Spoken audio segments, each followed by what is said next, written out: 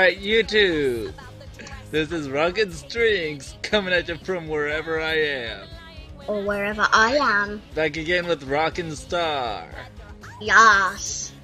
So, we're gonna continue on with our thoughts about a Canterlot wedding. But this time, we are going to go into the part 2 phase. So, where we ended off is, Twilight was in the cave. Why did Queen Chrysalis lead bull-like Twilight? Because she looks like she's a bull seeing red. Only because of right where I paused it, she had that bull face. Yeah, and then she finds the real Cadence. So, why does she exactly lead her to that area? One of the other Brony analysts I was watching had said that it was a possibility that Chrysalis was trying to get Twilight to get rid of the real Cadence, and that's why she didn't act so surprised when Twilight returned, but she was really surprised when Cadence returned. But that's the thing. Also, we were going to bring this up in the last episode. How did Queen Chrysalis get the real Cadence down into the caves? Yeah, how'd she get her down there in the first place? I mean, did Queen Chrysalis make the real Cadence think that she was a changeling? The Queen Chrysalis changed into shining armor, and then she led her into the caves and locked her up, maybe something like that. So then when Twilight finds the real Cadence has to do the sunshine, ladybugs away, clap your hooves, do a little shake. But then she breaks... I still say that's a cute rhyme. Yeah, that is the cutest rhyme ever. So we're going on a little bit like 3 minutes in. This day aria begins to play, and to be honest, that is probably my second favorite song. That's actually my third favorite song. True. Only because my favorite's got to be Bats. Yeah. Bats is the best. Bats. I know, right? So. And then I like the Smile song. Okay, so. I like the Smile song second. So yeah. So as we can see later on, near to the end of the music video /video, you know what I mean, we can see the original bridesmaids were changed into guards to protect Queen Chrysalis from getting... They were more like jail guards to keep Twilight and Cadence down there. Exactly. So then when nothing really else happens, and then she's just walking down the aisle, blah blah blah. Then when Chrysalis is found out, why did she give up her ruse so easily? Why didn't she try to... No, wait, you're forgetting something else. Before, when Twilight just bashed through the door, and then she's like, Chrysalis, she says, ugh, why does she have to be so protectious? But then when she sees Celestia, see that she has like a weird, she says it in like a cry way, like, why does she have to be so protectious? And stuff like that. So that's what really confuses me. Then she gives up her ruse. Yeah, she gave up her ruse too easily. Exactly. I could have seen her playing off as trying to pull the real Cadence, trying to make her seem like the fake Cadence. Exactly. So we're going on a little bit. And then all of a sudden, changing army appears. Cause how long have they been picking at their shield? Exactly. So, and then when the first time that when she gives up her ruse that she's the queen of the changelings. Also, we could bring this up, but is Queen Chrysalis considered an alicorn because she does have she just has a horn and wings? So would she count as an alicorn or an insect alicorn? Well, nobody truly knows what the changelings are. Exactly. With what their powers are, they seem a lot more like succubi. But we can't really put succubi in a kids show, so... Exactly. So, when the changelings are picking at the shield, when Chrysalis beats... No, wait, we forgot to put before the changeling... Oh, yeah. Changeling army becomes picking at the shield, and then Celestia's like, before...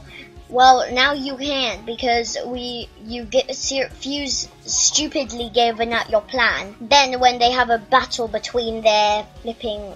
I don't know, their magic, Chrysalis beats Celestia, and she's surprised about it. Then... Yeah, Chrysalis has absorbed so much power of love from shining armor that she's overpowered. She doesn't even know how much strength she has right now. Exactly. And when she beats Celestia, she's surprised about it. Because she wasn't expecting to really beat Celestia. She was not expecting to have to go against Celestia in one-on-one combat. When Twilight runs to Celestia, she's like, get to the elements of harmony, quick! then when they rush off their dresses, Rarity as she is, she's just like, but these beautiful dresses, or something like that. Well, she doesn't actually say anything, but she has that look in her eyes. Exactly. And then guess what happened? And there goes the shield. No, then one of them calls back, "Come on, Rarity." I think it was Applejack.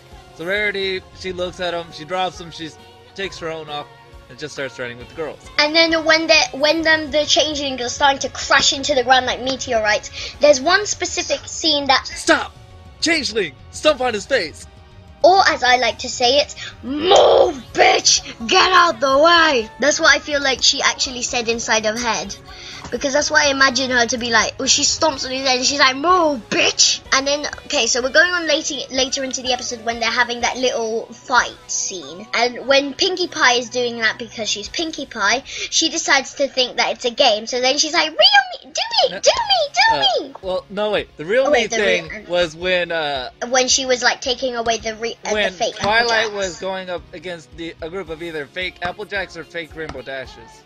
It was fake Applejacks. And then she's like, reel me. And then when we see Pinkie Pie, she does that. They change into things, and then she's like, do me. And then she's like, nah. And then Twilight appears out of nowhere, and then she becomes like a flipping Tommy gun. Say hello to my little friend. More like a Gatling. Well, yeah, a Gatling gun if you want to say it. So then, now we're in the it's Pinkie part. So, like when they're doing that little like, the cannon comes out of nowhere. Where did the cannon come from? Well, because it's Pinkie, of course. It's Pinkie. She keeps everything in her bag, and she keeps everything because if you see in the new episode of season 5, episode 8, The Tales of Gryffindor, she kept like baking soda in her head, the whole time. But they still get captured, even though Pinkie Pie. Why can't she just shoot the cannon and then they're kaboom? So then when we see Celestia's in a cocoon, do we immediately think has she become evil or something like that? No, I'm wondering why she's in a cocoon. Why not just go to the Exactly, floor? like what they did. Like what happened with Cadence. Why does Celestia have to be in a cocoon? And then when they find out that Twilight's been captured, she's like, "You were saying." Okay, so now there's a This Day aria. And then she sings like her version of it or something, or maybe the same, I don't remember. But when Twilight sneaks, how does she know the anti-goo spell? Yeah, how does she know this? Well, she is a nerd. She is like nerdy because she's like when she became she does study a lot of spells, but she's like, is there a book I need to know on becoming an alicorn? How does she know which spell will work? What's the CMC? Kingdom Hearts Crusaders. Oh yeah. Okay, so when she anti-goos her, the love spark thingy happens, and then Team Rocket blasts off again.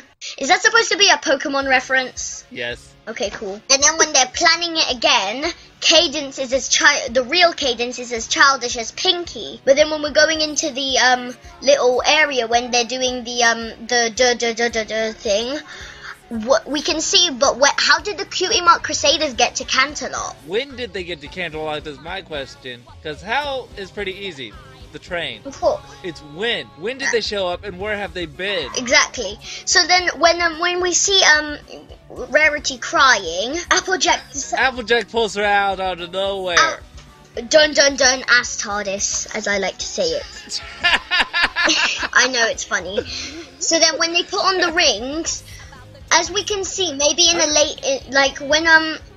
in the next episode, the Crystal Empire thingy, when Shining Armor gets struck by the thing by Lord Sombra, why does that affect his magic, but the rings don't? And also the Sonic Rain Boom. I really don't know how the rings work.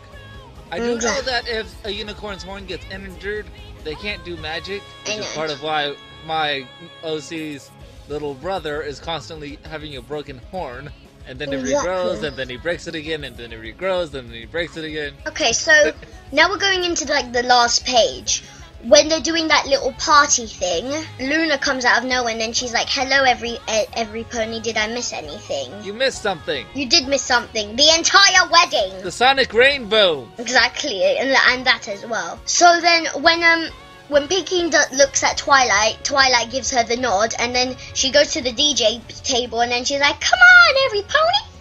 And then Vinyl Scratch comes out of nowhere. Has she been keeping Vinyl under the table the whole time or something like that? Or did she use her fourth wall powers? Exactly. Other than under the table, of course. But the thing I like about this is, like, Hasbro, they like to put in, like, little hints. Like they put in, like, secret characters, like, background characters that mean something. Pinkie Scratch. Pinkie Scratch, of course. Pinkie Scratch. That is my new fan. That is my new ship. Pinkie A new Scratch. ship. We have created a new ship. So going on, like, Love is in Bloom. It is a good song, but it's not as good as, like, This Day aria. But one thing I did like is I saw Hoity Toity, and I don't remember if he has actually been introduced in the show before then. Is Hoity Toity from a different generation? No, he was a 4th gen guy. I just can't remember when they introduced him. Well, actually put him as named in the show. But I do remember seeing him and Rarity dancing together. Hoity Toity is kind of like Derpy, because Derpy she isn't really like a main character, but she does show up in a lot of episodes. She has like Lyra.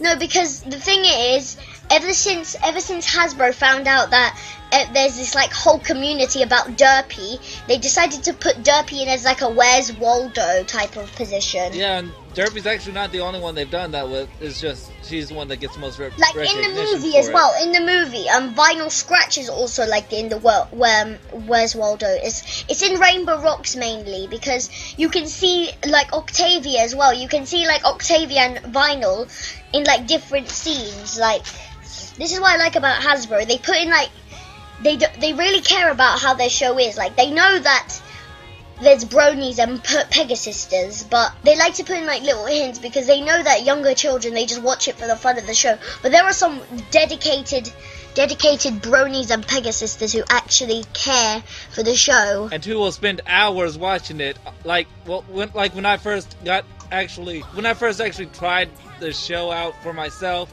and it wasn't just my friends showing me episodes just because they wanted to show me episodes.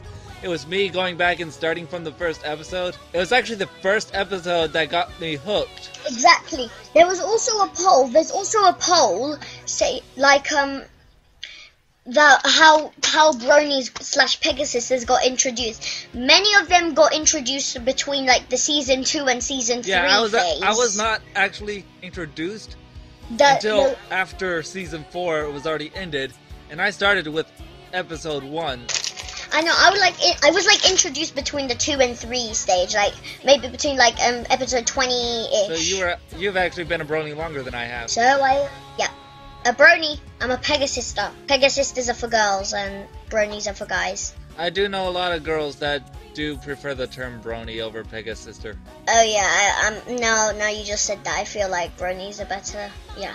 Oh yeah. You still have the 4 theories at the bottom. Oh yeah. 1.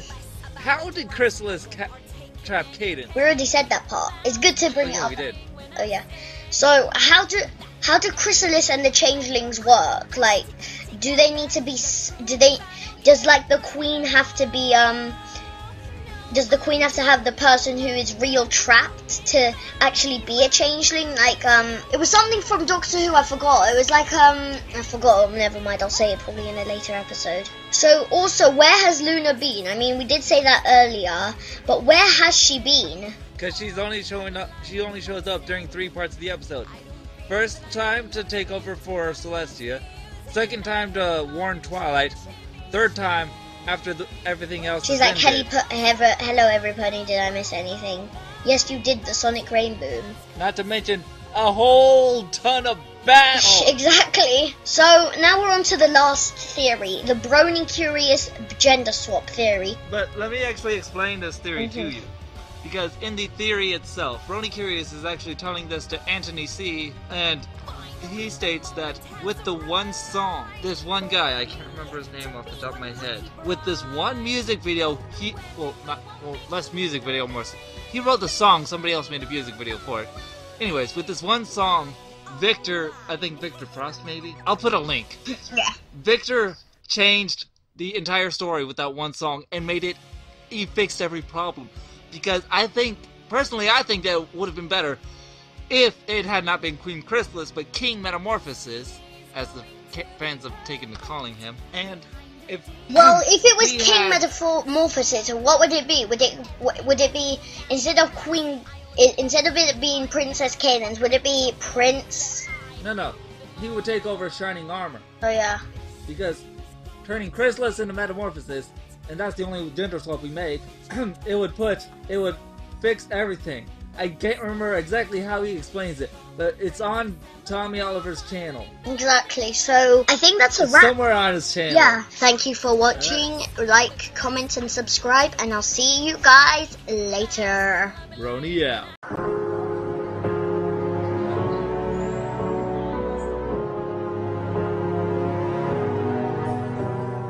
This day is going to be perfect. The kind of day of which I dreamed since I was small. All those armor-loving boys say I look great in uniform. What they don't know is that I have fooled them all. This day was going to be perfect. The kind of day of which I dreamed since I was small. But instead of having cake with all my friends to celebrate, my wedding bells may never ring for me at all. I care not a thing about the ring, I won't partake in any cake. Vows, but I'll be lying when I say that through any kind of weather I want us to be together. The truth is I don't care for her at all. No, I do not love the bride, for my heart is dead inside, but I still want her to be mine. We must escape before it's too late, find a way to save the day. Hope I'll be lying if I say I don't fear that I may lose her to one who wants to use her, not care for love and cherish her each day. For I also love the bride, oh in my heart she does reside. Oh Princess Cadence, I'll soon be by your side.